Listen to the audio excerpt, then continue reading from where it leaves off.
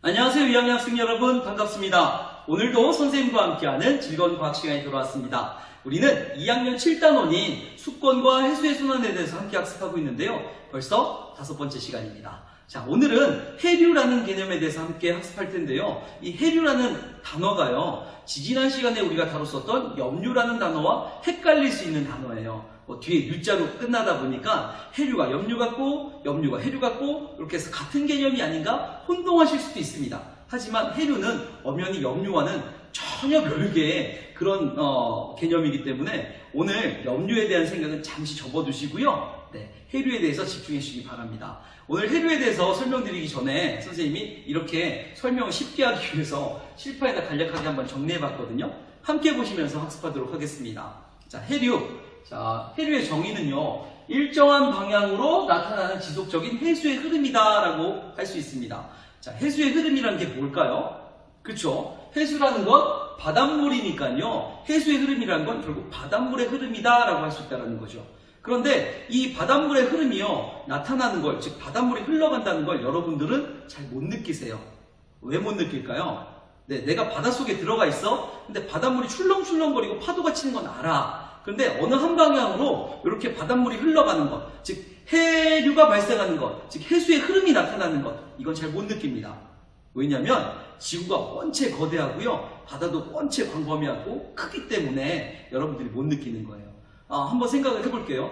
여러분들 지구에 살고 있잖아요. 근데 이 지구가 하루에 한 바퀴씩 360도를 돌면서 자전이라는 걸 해요. 근데 여러분들 자전하는 걸 느끼시나요? 난 너무 어지러워, 자전이 느껴져서, 이런 사람들이 있나요?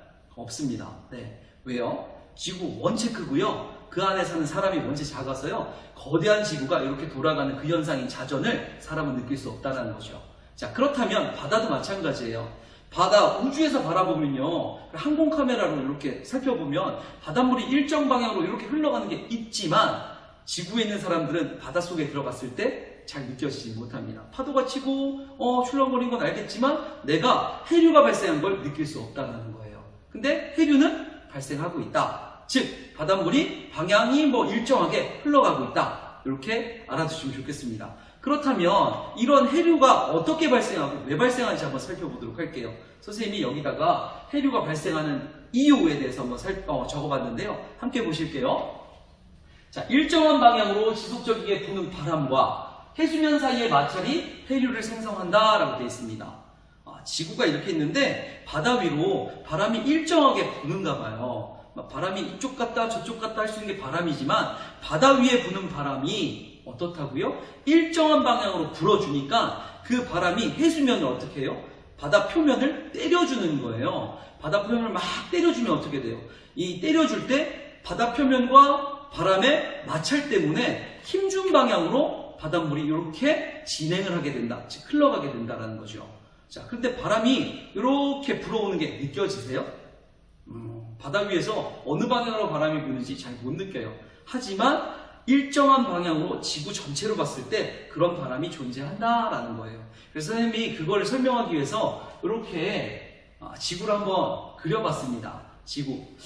영상에서 잘 보여야 되는데 한번 살펴보도록 하겠습니다. 선생님 지구를 이렇게 그렸는데 실제 지구에는 없지만 사람이 인위적으로 좀 더 지구에 대해서 탐구하기 쉽게끔 지구 절반을 가르는 선을 지정해 놨어요. 그 선을 우리는 뭐라고 하나요? 그렇죠, 적도라고 하죠. 적도라고 합니다. 그래서 지구를 적도를 기준으로 둘로 나눌 수 있다고 쳤을 때 위쪽에 반쪽짜리 지구, 이것을 우리는 북반구라고 하고요. 그리고 아래쪽에 반쪽짜리 지구, 이것을 우리는 남반구라고 합니다. 그런데 우리는 대부분 북반구에 대해서 많이 다루고요, 남반구에 대해서는 잘 다루지 않아요. 이유는 두 가지인데요. 첫 번째, 북반구에 많은 나라들이 몰려 있고요. 두 번째, 그 많은 나라들 중에 우리나라가 북반구에 있기 때문에 우리는 비교적 남반구보다는 북반구를 많이 다뤄요. 자, 그래서 선생님이 북반구만 놓고 이렇게 위도를 한번 그려봤어요. 위도 두 개를 그려봤는데 첫 번째, 적도에서 좀 높은 이 위도, 요거 30도로 갈게요. 위도 30도 하나 그려봤고요. 그 다음에 좀 더 위에 있는 요 위도 60도로 한번 그려봤습니다. 자, 이렇게 적도, 위도 30도, 위도 60도 이렇게 그려봤는데요. 그렇다면 적도는 위도가 몇 도일까요? 네, 적도는 위도가 0도예요. 모든 위도의 기준이기 때문에 위도가 0입니다. 여기서 지구 중심에서 적도를 기준으로 이렇게 각 30을 이룬 이 위도가 위도 30이고요. 적도를 기준으로 지구 중심에서 각 60을 이룬 이 위도가 위도 60이에요. 그렇다면 북극은 위도가 몇 도일까요? 네, 그렇죠. 적도를 중심으로 북극은 90도가 되는 거예요. 그래서 위도가 90입니다. 그래서 선생님이 90을 표시해 봤습니다. 자, 그래서 한번 볼게요. 이 적도를 기준으로요, 위도 30도, 위도 60도, 위도 90도가 있는데, 위로 올라가면 올라갈수록 우리는 무슨 위도라고 표현하냐면 고위도라고 표현합니다. 자, 그렇다면 아래로 내려오면 내려올수록 우리는 이걸 뭐라고 표현할까요? 저위도라고 표현하죠. 그렇다면 적도는 고위도일까요? 저위도일까요? 네, 적도는 저위도라고 얘기할 수 있습니다. 반면에 북극은 고위도죠. 근데 우리나라가 속한 이 부분은 무슨 위도라고 할까요, 그러면? 네, 중위도라고 표현할 수 있습니다. 즉, 고위도와 저위도 사이에 있는 녀석들을 우린 중위도라고 할 수 있다는 거죠. 자, 그럼 볼게요. 자, 여기서 보면 적도를 중심으로 바다에 바람이 막 불어요. 어떻게 부냐면 이런 식으로 불어요. 이해되실까요? 지구가 이렇게 있는데 적도를 중심으로요, 바람이 이렇게 분다고요. 적도에서 바닷바람이 이렇게 불어요. 일정한 방향으로 이렇게 붑니다. 자, 남반구, 북반구 할 거 없이 이렇게 불어요. 이해되셨나요? 이렇게 불어요. 왜 불을까요? 왜 이렇게 바람이 불까요? 네, 이유는 여러 가지가 있겠지만 그 중에 가장 큰 이유는 지구 자전과도 관련이 있습니다. 뭐요? 지구는요, 서에서 동으로 이렇게 한 바퀴씩 자전하잖아요. 그죠? 서쪽에서 동쪽으로 지구는 이렇게 자전을 해요. 근데 지구 주변을 누가 싸고 있어요? 그렇죠. 거대한 공기층인 대기가 싸고 있잖아요. 그죠? 그럼 공기가 있어요. 근데 볼게요. 공기가 가만히 있다고 한번 생각해 볼게요. 지구를 싸고 있는 이 공기가 가만히 있고요, 지구가 이렇게 돈다고 생각해 봅시다. 그러면 어떤 일이 벌어져요? 네, 지구가 가만히 있고 마치 공기가 이렇게 지나간다고 생각할 수도 있는 거잖아요. 우리 예전에 태양계 학습할 때 겉보기 운동 얘기했었던 거 혹시 기억나나요? 내가 뺑뺑이를 타는데 사실은 내가 돌아가고 있음에도 불구하고 나는 가만히 있고 세상이 반대로 도는 것처럼 느껴진다고. 그런 운동을 우리 뭐라고 했었어요? 겉보기 운동이라고 했었잖아요. 마치 이것도 그것과 같은 걸로 한번 적용해 볼게요. 자, 지구가 가만히 있고 바람이 이렇게 부는 게 아니라 지구를 둘러싸고 있는 공기들이 가만히 있고요, 지구가 이렇게 돌아간다면 어떤 일이 벌어져요? 지구에 있는 사람은 지구가 가만히 있고 공기가 이렇게 지나간다고 생각할 수 있는 거잖아요. 그렇죠? 그 공기의 흐름, 우린 이걸 뭐라고 하냐면 바람이라고 하잖아요. 그러니까 서에서 동으로 지구가 이렇게 자전할 때 당연히 여기를 둘러싸고 있던 공기는 마치 이렇게 지나가는 것처럼 보이는 거죠. 그래서 여기 적도 부근의 바람은요, 이쪽 방향으로 이렇게 흘러가게 됩니다. 이해되셨나요? 적도 부근의 바람은 이렇게 흘러가게 돼요. 그런데 볼게요. 이렇게 흘러가다 보니까 여기에 있는 바닷물을 바람이 어떻게 해요? 때려준단 말이죠. 때려주면 바람이 어떻게 된다고요? 때려주다 보니까 해수면이 이렇게 진행을 하게 되는 거예요. 그러면 우리는 이렇게 봤을 때 바닷물이 일정한 방향으로 이렇게 흘러가네? 그럼 뭐가 발생했다고 얘기할 수 있다고요? 그렇죠. 해류가 발생했네? 라고 얘기할 수 있다는 거죠. 그럼 여기서 한번 볼게요. 적도 부분. 참고로 여기 이 바다는요, 이 큰 바다는요, 태평양입니다. 태평양인데 적도를 기준으로요, 위쪽 태평양을 북쪽에 있는 태평양이라고 해서 북태평양이라고 하고요, 아래쪽에 있는 태평양을 남쪽에 있는 태평양이라고 해서 남태평양이라고 합니다. 그러면 북태평양이든 남태평양이든 어쨌든 적도 쪽의 태평양은요, 이렇게 흘러간다라는 거예요. 이해되셨어요? 이렇게 해류가 발생한다라는 겁니다. 그럼 이렇게 크게 해류가 발생하는데, 한 방향으로 해류가 발생하는데, 문제는 이 해류가 가다가 누굴 만나요? 육지들을 만나, 땅을 만나. 자, 그럼 한번 생각해 봅시다. 바닷물이요, 진행을 하는데 땅을 만나, 땅을 뚫고 가나요? 그렇진 않잖아요. 그죠? 뭔가 거대한 육지를 만나면 바닷물이 가다가 이걸 만났어. 그럼 어떻게 해요? 부딪혀서 반사돼서 되돌아가거나 아니면 어떤 방향으로 꺾여서 불절돼서 휘어서 다른 데로 가거나 해야 되는 거죠. 그럼 보겠습니다. 이렇게 가던 바닷물이요, 땅을 만났네? 그럼 어떻게 돼요? 부딪혀서 뒤로 가기에는 좀 무리가 있어요. 왜요? 뒤에서 오는 녀석들이 계속 오기 때문에 얘가 역행해서 갈 수가 없다는 거죠. 그래서 얘는 방향을 틉니다. 어떻게? 이렇게 틀어요. 위쪽에 있는 북태평양은요, 이렇게 진행하다가 육지를 따라서 이렇게 틀어요. 반면에 남태평양도 이렇게 틀죠. 이해되셨어요? 그래서 이렇게 육지를 따라서 순환을 하게 돼요. 밑에 쪽도 이렇게 순환하게 됩니다. 그래서 어떻게 된다? 지구에서 보면 바닷물이 이렇게 위아래로 이렇게 순환을 하는 큰 그림이 하나 만들어져요. 이런 큰 해류가 발생합니다. 이해되셨죠? 이런 해류가 발생하는데 우리 남반구에 있는 건 생각하지 말아봅시다. 남반구는 안 다룰 거예요, 제가. 그럼 볼게요. 북반구만 한번 볼게요. 북반구에 있는 북태평양에는 이런 해류가 발생한다는 거죠. 이렇게 해류가 발생한다는 거죠. 근데 해류가 발생할 때 어때요? 이쪽 지방이 쿠로시오라는 지방인데 이렇게 쿠로시오를 지나서 어디까지 와요? 네, 제가 뒤꿈치, 자부심이 강한 우리나라까지 이렇게 오는 거예요. 그리고 이 녀석이 우리나라에서 멈추는 게 아니라 이렇게 순환하기 때문에 이렇게 가는 거죠. 이렇게 가는데 여기 대륙을 만났네요. 여기가 무슨 대륙이에요? 이쯤이 북아메리카 쪽이겠네요. 그죠? 그러면 이렇게 와서 이 녀석이 여기서 갈라지게 됩니다. 부딪혀서 갈라져요. 그래서 하나는 위로 이렇게 가서 다른 해류가 만들어지고요. 아래쪽으로 가는 또 해류가 만들어져요. 이해되셨죠? 자, 이렇게 해류가 발생해요. 해류 발생하는 원인은 뭐다? 그렇죠. 지구의 바다에 부는 바람 때문에 그 바람이 해수면을 때려서 일정 방향으로 이렇게 흘러가게 만드는 것이다. 그 흘러가는 해수의 흐름 자체를 우리는 뭐라고 한다? 해류라고 한다. 라는 거예요. 이해되셨나요? 좋습니다. 자, 그렇다면 이 해류 한번 살펴보도록 하겠습니다. 해류가 어떤 영향을 주는지, 이렇게 흘러가는 해류가 도대체 이 육지에 무슨 영향을 주는지 한번 살펴볼게요. 자, 해류의 영향. 첫 번째, 주변 기온에 영향을 줍니다. 주변 기온. 자, 무슨 얘기냐면, 우리 지구를 봤을 때 적도적이 있고요. 극쪽이 있어요. 자, 이걸 적도적 해역이라고 하고요. 적도적 바닷물 지역. 이쪽을 극해역, 극지방의 바닷물 지역. 이해되셨나요? 자, 그랬을 때 얘네 둘 온도가요. 엄청나게 차이가 나요. 표층 수온이. 표면에 있는 그 수온이요. 차이가 나요. 왜요? 자, 지구로 태양빛이 평행하게 들어오는데요. 여기 이쪽 적도 쪽에, 저위도 쪽에 받는 태양 에너지랑요.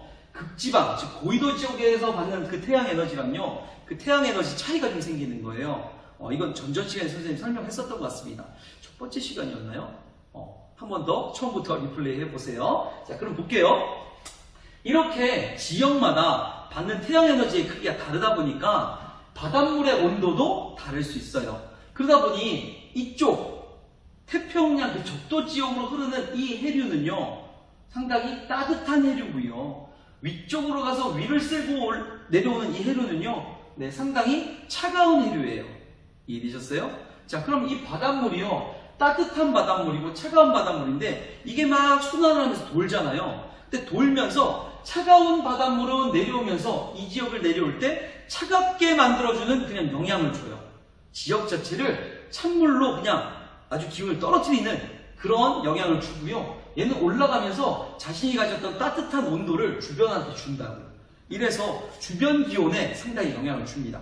기온이라는 건 공기의 온도를 말하는 거예요. 즉, 이 물의 온도가요, 주변 공기의 온도를 변화시킬 수 있다는 거죠. 영향을 준다는 겁니다. 자, 두 번째, 지역 기후와 생태계에 영향을 미치죠. 지역 기후, 이 지역을 지나갈 때 원래는 이 지역이 그렇게 따뜻한 지역이 아니었다고 한번 쳐봐요. 그런데 이렇게 따뜻한 해류가 올라오니까 따뜻한 물이 막 한번 생각해 볼게요. 이런 표현이 좀 어떨런지. 자, 우리가 겨울이에요. 추워요. 너무 추워. 근데 목욕탕을 들어가는 거야. 아니면 온천에 들어가. 자, 온천에 이렇게 들어가려고 해 내가 굳이 이렇게 물에다 발을 담그지 않아도요, 온천 근처만 가도 어때요? 모락모락 막 김이 올라와.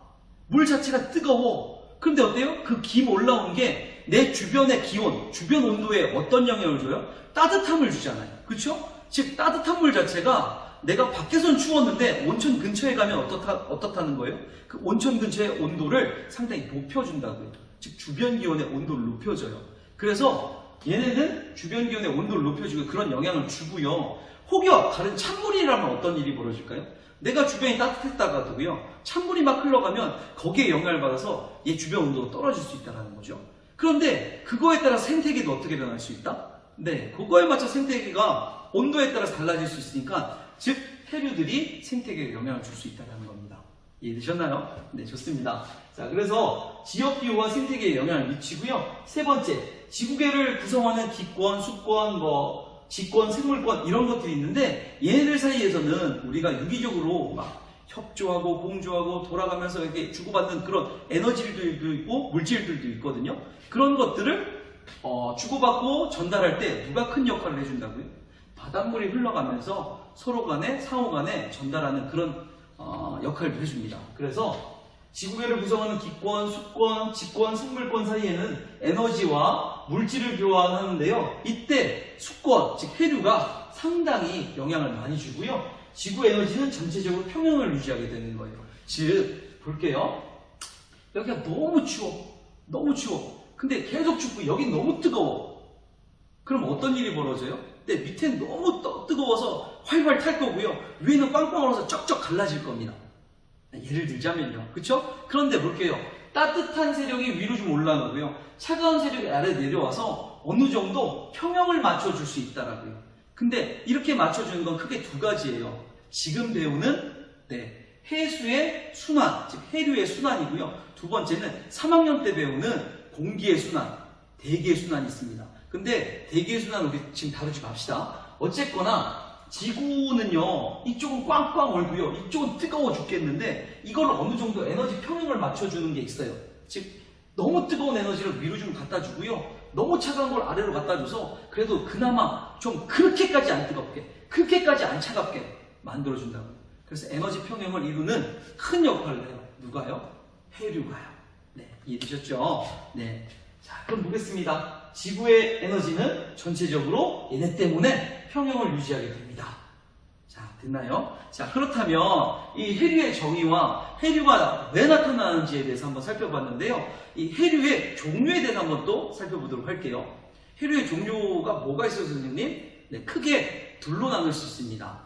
그 해류가 흐를 때 해류가 가진 온도, 즉 수온, 물의 온도에 따라서 크게 둘로 나눌 수 있는데요.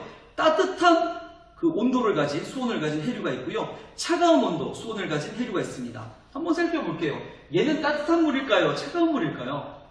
기본적으로 얘는 따뜻하겠죠. 왜요? 태양 에너지를 많이 받은 적도 쪽, 저위도 쪽이니까요.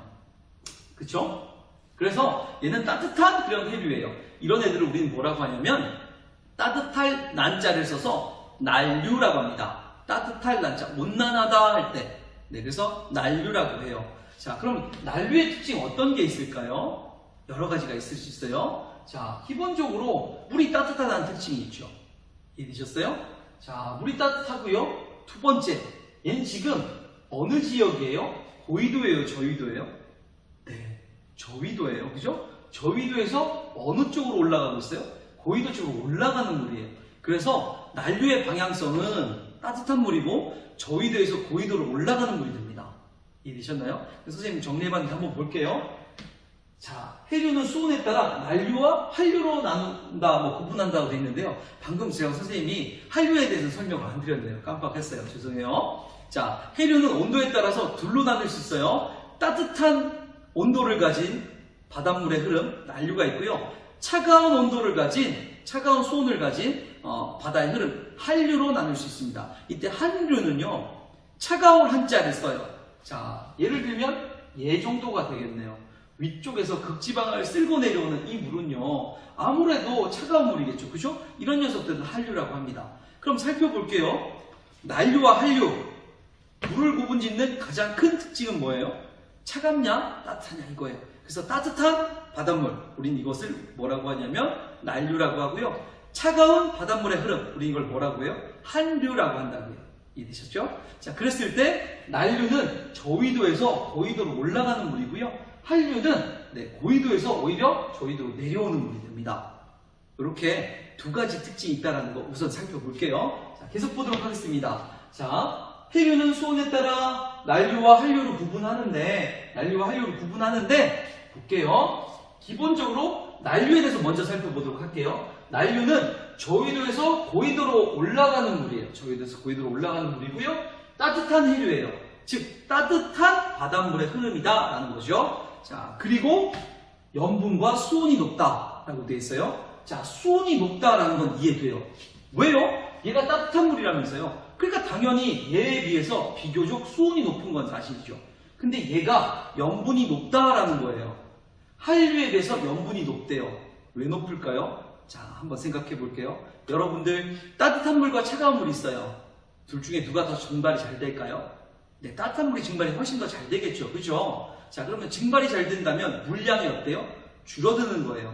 똑같은 양의 물을 더 썼는데 그 안에 똑같은 염료의 양이 있다고 쳐봅시다. 선생님이 그림을 그려볼까요? 자, 비커 두 개가 이렇게 있는데 물량도 똑같았어요. 염료의 양도 똑같았어요. 이해되셨어요? 자, 그런데 한쪽에는 증발이 엄청 잘 돼. 왜? 물이 따뜻하니까. 차가운 물 증발 잘 안 되잖아요. 그죠? 얘가 증발이 잘 되니까 물 높이가 낮아진 거야. 근데 속에 있던 염료의 양은 어때요? 똑같아요. 자, 염료의 양이 똑같은데 물의 양이 적어. 그럼 우리는 이걸 뭐라고 한다고요? 네, 염분이 높은 물이라고 표현할 수 있다는 거죠. 자, 그렇다면 난류 한번 볼게요. 난류는 따뜻한 물이에요. 한류에 비해서 어때요? 증발이 잘 일어나. 그러니까 물이 어떻게 돼요? 많이 줄어들었다고 생각할 수 있죠? 그런 걸로만 비교해보면 어떨까요? 염분이 난류가 훨씬 더 높다라고 이해할 수 있다는 겁니다. 이해되셨나요? 수온도 높고 난류는 한류에 비해서 염분이 높습니다. 그럼 다음으로 또 볼게요. 영양염류와 용존산소량이 적어서 플랑크톤이 많지 않다라고 되어 있어요. 영양염류하고 용존산소량이 뭐지? 네, 이거 설명하면 상당히 긴데 우선 용존산소량에 한번 포인트를 맞춰볼게요. 용존산소량이라는 건 뭐냐면 물속에 들어있는 산소의 양을 뜻합니다. 물속에 산소가 들어있어요? 선생님 잘 안 보이는데요? 안 보이죠. 물속에 산소가 들어있는 게 안 보여요. 녹아서 들어있는 거 잘 안 보여요. 하지만 들어있습니다. 자, 그런 것들을 우리는 용존산소라고 하고요. 그 양을 용존산소량이라고 합니다. 그렇다면 이게 중요할까요? 중요하죠. 왜냐면 물속에 산소가 많아야 플랑크톤들이 숨을 쉬고요. 물고기들도 숨을 쉴 수 있으니까요. 산소 없으면 여러분들 숨 쉬어요? 못 쉬잖아요. 그죠? 그래서 숨을 쉴 수 있게끔 하기 위해서는 물속에 산소가 들어가 있어야 돼요. 눈에 보이지 않더라도. 그런데 산소는 어떻게 들어가 있는 걸까요? 자, 이걸 설명하기 위해서 여러분들 선생님 콜라 예를 한번 들어볼게요. 콜라 여러분들 왜 마셔요? 달짝지근해서요? 달짝지근한 걸 마시고 싶으면 설탕물을 드세요. 근데 그건 아니잖아요. 그죠? 콜라를 우리가 먹는 이유, 사이다를 먹는 이유는 탄산이 들어있기 때문이에요. 그 톡 쏘는 맛을 좋아하기 때문에 우리는 그 탄산수를 좋아합니다. 그쵸? 탄산수, 그 탄산이 들어가 있는 물. 그렇다면 그것들은 왜 들어가 있는 걸까요? 자, 설명 이어지기 위해서 선생님 또 문제를 하나 낼게요. 여러분들 그 콜라 이렇게 뚜껑을 따서요. 한여름에 운동장 한가운데 딱 두고요. 1시간 후에 이걸 가져와서 한번 마셔보세요. 톡 쏘는 맛이 있는가? 없죠. 여러분들 그때 뭐라고 얘기해요? 김 다 빠졌네 라고 얘기합니다. 즉 탄산이 다 날아가는 거예요. 왜 탄산이 날아갔냐? 한번 살펴보겠습니다. 자, 기본적으로 이렇게 콜라가 있어요. 근데 이 콜라 안에는 뭐가 들어있다고요? 탄산이 이렇게 들어있는 거야. 그런데 이게 온도가 높아지면, 즉 한여름에 뜨거운 운동장에 이걸 개봉해 놓으면 어떻게 된다고? 이게 다 날아가. 왜 날아가요? 선생님 이거 설명하기 위해서 이렇게 한번 표현해 볼게요. 이 콜라 이루는 물을요 그냥 분자로 표현해 보겠습니다. 이렇게 분자로 표현해 볼게요. 이렇게 분자로 표현해 보고요. 분자가 다닥다닥 모여서 이 물이 만들어진 거야. 근데 이 안에 탄산이 들어있다는 건 뭐냐면 이 분자들 사이에 빈 공간이 있어요. 얘네들이 막 다닥다닥 붙어도요. 봐봐요. 여기 빈 공간들 있잖아요. 이 빈 공간에 뭐가 들어있는 거야? 그렇죠. 탄산이라는 기체가 끼어 있는 거야. 이렇게 들어있는 거야. 그런데 얘네가 왜 못 빠져나가? 분자들이 다닥다닥 붙어서 얘 하나를 얘가 어떻게 해요? 오밀조밀하게 가둬둔 거야. 탄산이 이 물 분자들 사이에 가둬진 거야. 이해되셨어요? 자, 그런데 얘 온도가 높아지면 어떤 일이 벌어지냐면 온도가 높아지면 이 물 분자 사이의 거리가 멀어지거든요. 분자 사이의 거리가 멀어져. 여러분들 고체였다가 액체였다가 기체가 되면 어떻게 돼요? 분자 사이 거리가 멀어지잖아요. 그죠? 열이 많아지면 분자 사이 거리가 멀어져요. 그러면 얘네가 얘 하나를 가지고 해서 이렇게 오밀조밀 이렇게 뭉쳐 있었는데 얘네가 온도가 높아지니까 벌어지니까 어떻게 돼요? 도망갈 구멍이 생겼네? 하면서 빠져나가는 거예요. 그래서 여러분들 콜라는요, 한여름에 더운데 두는 게 아니고요, 톡 쏘는 맛을 즐기고 싶다면 냉장고에 넣고 먹는 거죠. 왜요? 온도가 낮아지면, 주변 기온이 낮아지면 물 분자는 서로 오밀조밀하게 어떻게 돼요? 이렇게 붙으려고 할 테니까 그 붙는 순간에 공간이 좁아지고 얘가 못 빠져나가는 거예요. 탄산이. 이해되셨어요? 네, 좋아요. 그럼 볼게요. 이걸 물로 한번 생각해 볼게요. 물 속에 뭐가 들어있어요? 산소가 들어있대요. 여러분들 보이진 않지만. 그럼 물 속에 들어있는 산소도 같은 원리인 거예요. 물 분자 속에 산소가 이렇게 가둬져 있는데 이게 용존산소예요. 물 속에 산소가 가둬져 있는 거예요. 용존산소야. 그런데 물이 만약에 따뜻하면 물 분자 사이가 거리가 어떻게 돼요? 벌어지겠죠. 벌어질 때 무슨 일이 벌어져요? 네, 여기 있던 산소가 빠져나갈 거예요. 그러면 물속에 녹아있는 그 용존산소량이 많은 거예요? 적어지는 거예요? 적어지는 거예요. 그래서 난류는요, 용존산소량이 적어요. 물이 따뜻하다 보니까 물 분자 사이의 거리가 멀어지고요. 얘 산소를 가둬둘 수가 없어서, 얘가 붙잡아둘 수가 없어서 산소가 빠져나가는 거예요. 그래서 용존산소량이 한류보다, 차가운 물보다 적습니다. 적다 보니까 무슨 일이 벌어져? 그 산소를 가지고 숨을 쉬어야 되는 플랑크톤이 많지 않게 되는 거예요. 그 산소를 가지고 숨을 쉬는 영양염류가 그렇게 많지 않은 거야. 이해되셨어요? 얘네들이, 물고기들이 많이 살기에는 적합하지 않은 물이 될 수도 있습니다. 그래서 난류성 오존이 따로 있어요. 네. 자, 어쨌든 이렇게 용존산소량이 지금 난류에서는 적다. 그러다 보니까 그거를 먹고 사는 플랑크톤 양도 적다라는 거예요. 이해되셨나요? 자, 그리고 또 난류의 다른 특징 한번 보겠습니다. 난류가 흐르는 해안은 같은 위도의 다른 지역보다 기온이 높다라고 되어 있어요. 무슨 얘기야? 자, 볼게요. 여기 난류가 이렇게 흘러요. 난류가 흘러요. 근데 여기 이 땅 혹은 이 땅이 있잖아요. 이 땅들은 지금 난류가 지나가는 땅입니다. 이 육지에서 요 바다를 보면 난류가 흐르는 해안이잖아요. 그죠? 그쵸? 근데 만약에 같은 위도에 여기 한번 볼게요. 이 지역하고요. 여기 이 지역 한번 비교해 볼게요. 여기는요, 난류가 흐르는 해안을 가진 지역이야. 반면에 얘는 그냥 난류가 흐르는 해안이 아니라 그냥 육지야. 그러다 보니까 어떤 일이 벌어져? 난류가 흐르면서 주변의 공기를 어떻게 만들어줘요? 따뜻하게 만들어줘. 그래서 이쪽 지역이요, 이쪽 육지가 같은 위도의 이쪽 육지보다요 훨씬 더 온도가 높을 수 있다는 거죠. 아까 선생님이 온천 얘기했어요. 온천에 직접 들어가지 않아도요, 그 온천에서 올라온 뜨거운 기임 때문에, 수증기들 때문에 주변 온도가 훈훈하단 말이죠. 이해되셨어요? 그래서 같은 위도에 다 사는 그것들을 비교해 봤을 때, 자, 난류가 흐르는 해안을 가진 이 지역이요, 그렇지 못한 지역보다 온도가 높을 수 있다는 겁니다. 이해되셨나요? 그래서 난류가 흐르는 해안은 같은 위도의 다른 지역보다 기온이 높다라고 할 수 있습니다. 네, 다음으로는 난류와 다른 한류의 특징에 대해서 한번 살펴보도록 하겠습니다. 한류하니까 뭐 K-팝 많이 생각하시는데요. 앞서 말씀드렸듯이 한자가 차가운 한자입니다. 즉 바닷물 중에 차가운 바닷물이 흐르는 그런 현상을 말하는 거예요. 해류 중에 차가운 바닷물의 흐름, 이걸 우리는 한류라고 합니다. 한류의 특징 선생님이 칠판에 적어놨는데 보시면서 함께 학습하도록 하겠습니다. 자, 한류, 고위도에서 저위도로 내려오는 차가운 해류예요. 아까 이건 설명드렸죠. 자, 염분과 수온이 낮대요. 이거는 난류에 비해서 염분과 수온이 낮아요. 왜요? 난류에 그냥 반대로 생각해 주시면 좋겠습니다. 난류는 어때요? 물이 따뜻하다 보니까 증발량이 많은 거야. 반면에 한류는 증발이 그만큼 잘 되진 않겠죠. 그럼 물량이 많을 테고, 그런 측면으로 봤을 때는 염분이, 그렇죠, 낮을 수밖에 없다라는 거 알아두시면 좋겠습니다. 그래서 염분과 수온이 낮다. 그리고 영양염류와 용존산소량이 많아서 플랑크톤이 많다. 용존산소량이 많대요. 아까 난류는 뭐라고 말씀드렸어요? 방금? 네.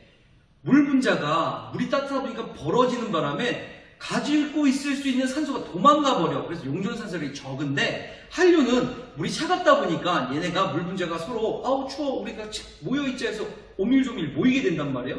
그 사이에 끼어있는 산소가 어딜 도망을 못 가. 그러다 보니까 용존산소량이 어디 도망 못 가서 그대로 있을 수밖에 없어. 그래서 상대적으로 한류는 난류에 비해서 용존산소량이 높다, 많다라고 할 수 있어요. 용존산소량이 많다 보니까 플랑크톤 양도 많을 수 있다라는 특징이 있습니다. 자, 그럼 계속 볼게요. 한류가 흐르는 해안 지방은 안개가 자주 발생해요. 그리고 농작물이 냉해를 입기도 합니다. 안개가 발생하는 원인은 우리가 3학년 단원인 이슬점 그리고 또 포화 수증 기량 이거 할 때 다뤄야 되는 내용이라 여기서 자세하게 다루진 않겠습니다. 다만 그냥 해안 지방에 한류 때문에 안개가 많이 발생한다, 자주 발생한다는 거 그냥 알아두시고요. 자, 농작물이 냉해를 입기도 한다라는 거에 포인트를 한번 맞춰보자고요. 냉해가 뭐예요? 차가워져서 얼어 죽는 걸 우리는 뜻합니다. 자, 차가운 기운이 스물스물 막 한류 때문에 발생했어요. 주변 온도가 추워졌어. 그럼 온도가 떨어졌으니까 주변 식물들이 어떻게 돼요? 얼어 죽는 거예요. 그래서 한류가 흐르는 해안가에 그 농작물을 심었다면 냉해를 겪을 수도 있다는 거 알아두시기 바랍니다. 자, 다음으로는 해안 지역의 공기를 차고 건조하게 만들어서 사망이 형성되기도 한다. 이런 한류의 특징이 있다는 거. 즉 한류는요, 난류의 특징을 반대로 생각해 주시면 이해하기 쉬워요. 그렇기 때문에 난류의 개념을 확실하게 정립해 두시고요. 그걸 반대로 한류에다 적용해 주시면 여러분들 학습하는데 많은 도움이 될 겁니다. 자, 다음으로는 난류, 한류 말고요. 우리나라 주변의 해류에 대해서 한번 살펴볼게요. 우리나라 주변에 어떤 해류가 흐르는지 한번 살펴보도록 하겠습니다. 자, 사실 우리나라는요, 아까 그 북태평양에서 이렇게 꺾어서 돌아오는 해류가 있었습니다. 이렇게 밑에서 이렇게 꺾어서 돌아오는 해류가 있었어요. 자, 그랬을 때 밑에 지방, 요 지방을 쿠로시오 지방을 지났기 때문에 쿠로시오 해류라고 하거든요. 그 쿠로시오 해류는 아래쪽에서 이렇게 올라온 해류였기 때문에 난류성 해류입니다. 이해되셨나요? 그래서 기본적으로 난류성 해류가 이렇게 올라와서 우리 한국을 지나게 되고요. 또 일본도 이렇게 쓸고 지나가게 돼요. 자, 그랬을 때 우리 한국으로 들어오는 쿠로시오 해류가 크게 이렇게 세 갈래로 갈라집니다. 그랬을 때 일본 쪽으로 지나가는 해류가 있고요. 그리고 한국의 서해 쪽으로 지나가는 해류가 있어요. 이 해류를 우리는 황해해류라고 합니다. 이쪽을 황해라고 하니까 황해 난류라고 해요. 쿠로시오 해류가 찢어져서 올라오는 이 난류, 이걸 우리는 황해난류라고 하고요. 이렇게 동쪽을 지나오는 이런 난류가 또 발생해요. 이 난류를 우리는 동한난류라고 합니다. 선생님이 칠판에 적어봤으니까 한번 보시도록 하겠습니다. 자, 우리나라 난류의 근원, 우리나라의 난류의 근원, 우리나라가 지나가는 이 난류들이 있는데 이 근원이 누구냐? 보면 누구라고요? 그렇죠. 쿠로시오 해류예요. 아래쪽에서 쿠로시오 지방을 지나오는 이 해류, 이게 우리나라 바다에 들어오는 난류의 근원이에요. 이쪽으로 들어온 걸 뭐라고 한다고요? 황해난류. 이쪽으로 들어온 걸 뭐라고 한다고요? 동한난류. 어쨌든 황해난류나 동한난류나 누가 찢어져서 만들어진 거예요? 그렇죠. 쿠로시오 해류가 찢어져서 만들어진 거예요. 그래서 우리나라 난류의 근원은 쿠로시오 해류다. 그럼 쿠로시오 해류는 난류예요? 한류예요?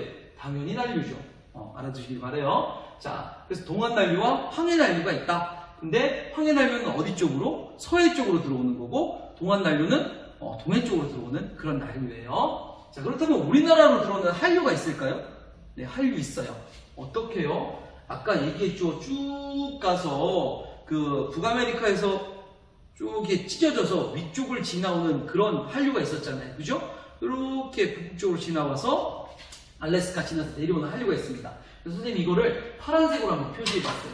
이런 한류가 있는데 쭉 내려오다 보니 공교롭게도 북한을 쓸고 내려와요. 북한을 쓸고 우리 동해 쪽으로 내려온단 말이죠. 그래서 우리나라로 들어오는 이 한류를 북한에서 내려오는 한류다 해서 북한 한류라고 합니다. 그럼 우리나라는 난류도 있고요, 한류도 있어요. 우리나라로 들어오는 한류, 북한 한류가 있고요. 우리나라로 들어오는 난류, 황해난류와 동한난류가 있다라는 거 알아두시길 바래요. 자, 그래서 우리나라의 한류, 북한 한류 이렇게 크게 세 가지 알아주시면 좋겠습니다. 물론 북한 쪽에서 내려오는 이 한류 이전에 연해주 쪽에서 먼저 내려오기 때문에 이쪽에서 내려오는 한류를 연해주 한류라고 하고요. 연해주 한류에서 이렇게 내려오는 이쪽을 북한 한류라고 하고, 이 북한 한류와 누가 만나요? 동한 한류가 만날 수 있다라는 겁니다. 그래서 지금 설명해드리는 조경수역이 이것과 밀접한 관계가 있어요. 자, 조경수역에 대해서 한번 살펴볼 건데 한번 볼게요.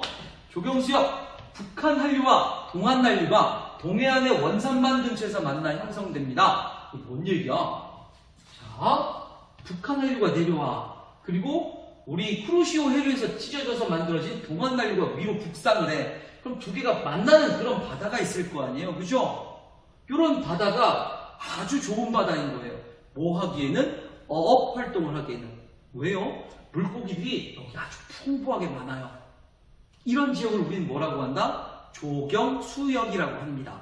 네 글자, 조경수역. 어장이 상당히 질 좋은 어장이 만들어진 곳, 이 지역을 우리는 조경수역이라고 하는데요. 왜 이렇게 만들어지느냐? 북한 난류와요, 북한 한류와요, 그 다음에 동한 난류가 올라가면서 얘들이 막 섞이거든요. 그러면 해수의 연직 분포가 막 뒤섞이니까 많은 것들이 막 만들어져요.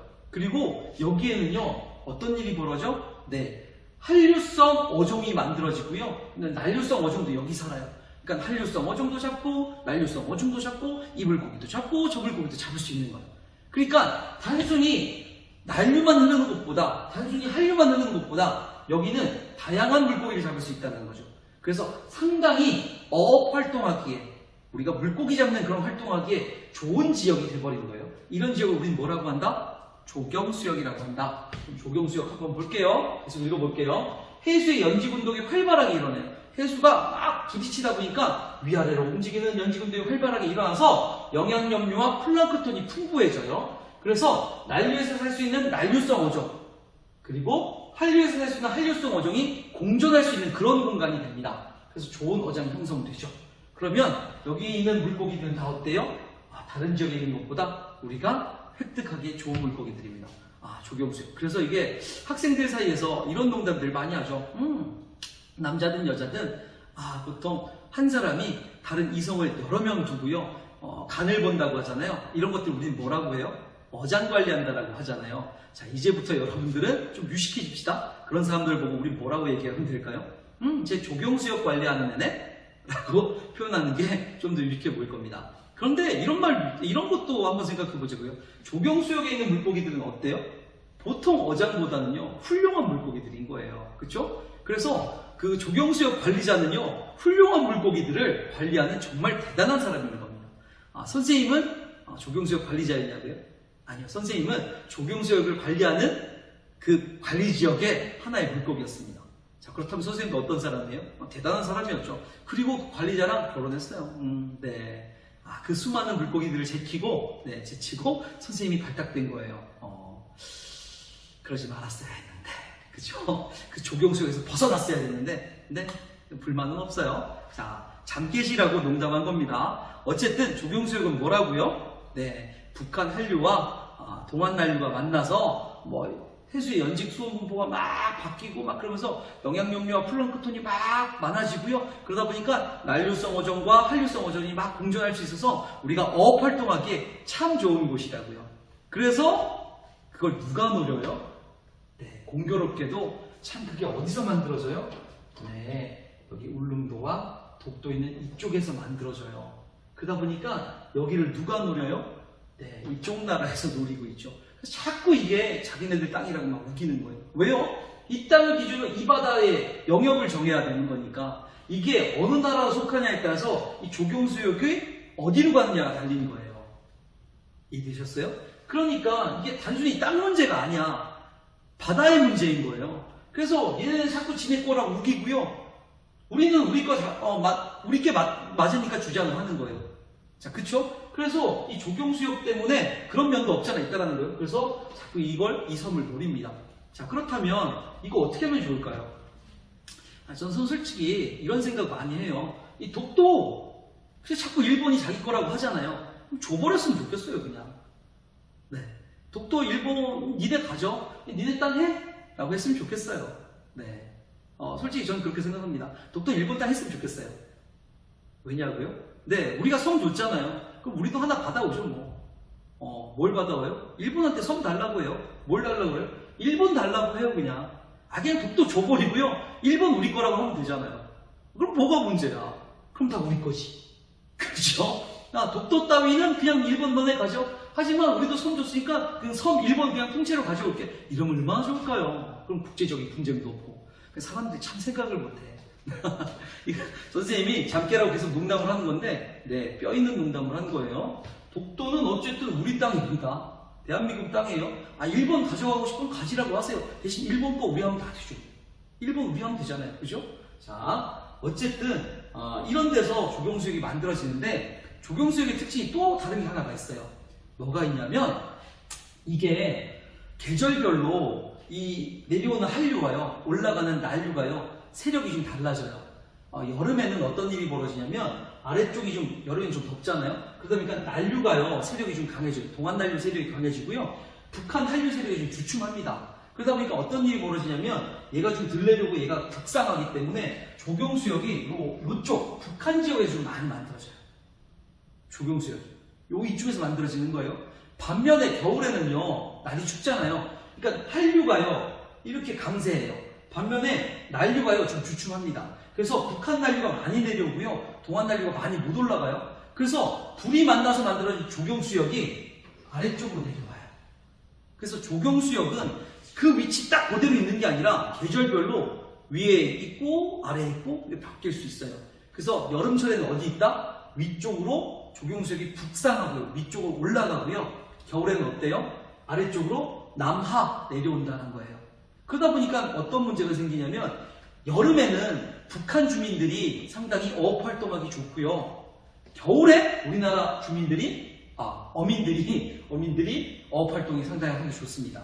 그래서 어떤 문제가 생긴다? 가끔 겨울철에 조경수역이 이쯤 있다 보니까 누가 내려와요? 북한 어민들이 선을 넘어올 때가 있어요. 물고기 잡다 보면. 그래서 여름보다는 북한 어민들 내려오는 시기, 그래서 적발되는 시기가 겨울에 좀 많대요. 이건 통계에서 그렇다고 합니다. 이건 뭐 때문이다? 과학적으로 봤을 때 조경수역이 위아래로 변동이 있으니까. 이해되셨어요? 그래서 읽어볼게요. 난류와 한류의 세력의 변화에 따라서 여름에는 북상하고, 뭐가요? 조경수역이 여름에는 북한 쪽으로 올라가고, 그리고 겨울에는 남하하여 겨울에는 남쪽으로 내려와서 계절에 따라 조경수역의 위치가 바뀐다. 즉 조경수역은 딱 이 자리다! 라는 건 아니라는 거예요. 계절에 따라 바뀔 수 있다 라고 알아두시면 좋겠습니다. 선생님이 농담 포함해서 오늘 수업을 굉장히 많이 했는데요, 별다른 내용 없어요. 오늘은 해류에 대해서 살펴봤고요. 그 해류는 온도에 따라서 크게 둘로 나눌 수 있다. 어떤 거? 그렇죠? 난류와 한류로 나눌 수 있고요. 그 난류의 특징, 한류의 특징 살펴봤고, 그리고 우리나라 주변에 흐르는 해류에 대해서 한번 살펴봤습니다. 자, 오늘 내용 별건 없지만 꼭 알아야 되는 내용이니까 여러분들 복습 잘 해보시고요. 그리고 다음 시간에는 조석 이런 거에 대해서 살펴볼 거니까 거기에 대해서 여러분들 예습도 한번 해보셨으면 좋겠습니다. 하지만 늘 말씀드리는 거 끝인사죠. 어떤 거예요? 예습도 중요하고 복습도 중요하지만 우리들의 건강이, 안전이 제일 우선시 되어야 된다. 그렇기 때문에 여러분들 건강관리 잘 하시고요. 다음 시간에 만날 때까지 우리 힘내봅시다. 자, 그럼 다음 시간에 만나요. 안녕!